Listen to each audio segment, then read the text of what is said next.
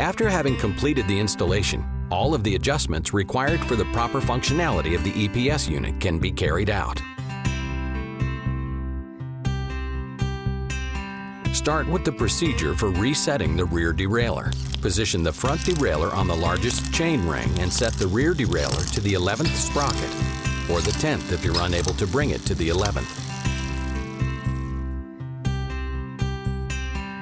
Simultaneously press 2 mode buttons until the blue LED indicator turns on. About 6 seconds.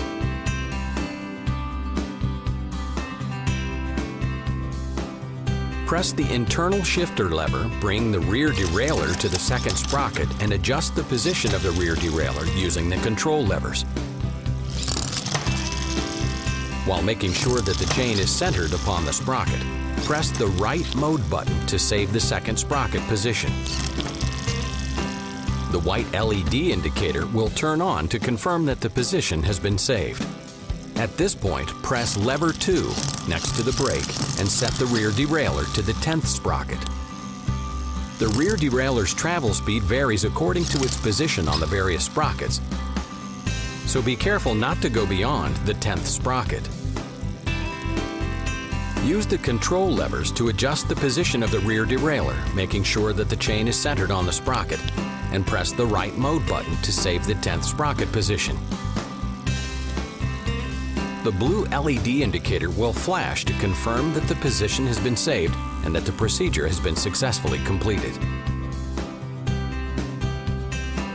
After having reset the rear derailleur and set it to the 11th sprocket, it is extremely important to adjust the travel limit screw, which ensures that the rear derailleur will never move inward to the point of interfering with the spokes of the rear wheel.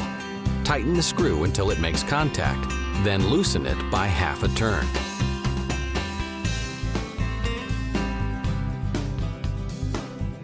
The adjustment of the rear derailleur's balance requires the adjustment of the correct distance between the upper idler wheel and the 11th sprocket. The front derailleur must be set to the smallest chain ring. The adjustment screw is at the same position as the mechanical rear derailleurs. The distance should be between 5 and 7 millimeters. At this point, it is necessary to reset the front derailleur by setting the front derailleur to the smallest chain ring and the rear derailleur to the 11th sprocket, or rather the largest.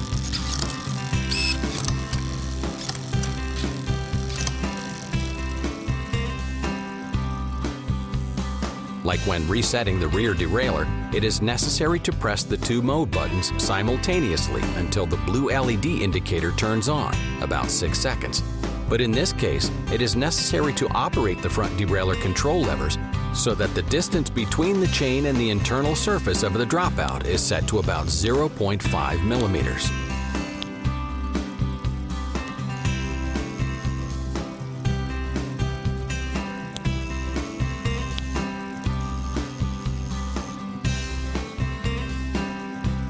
Press the left mode button.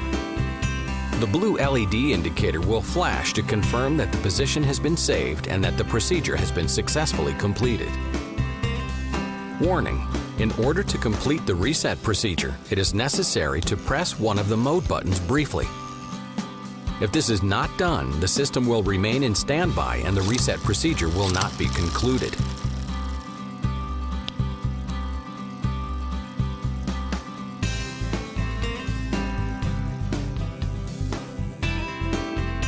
At this point, carry out a road test to verify the system's proper functionality.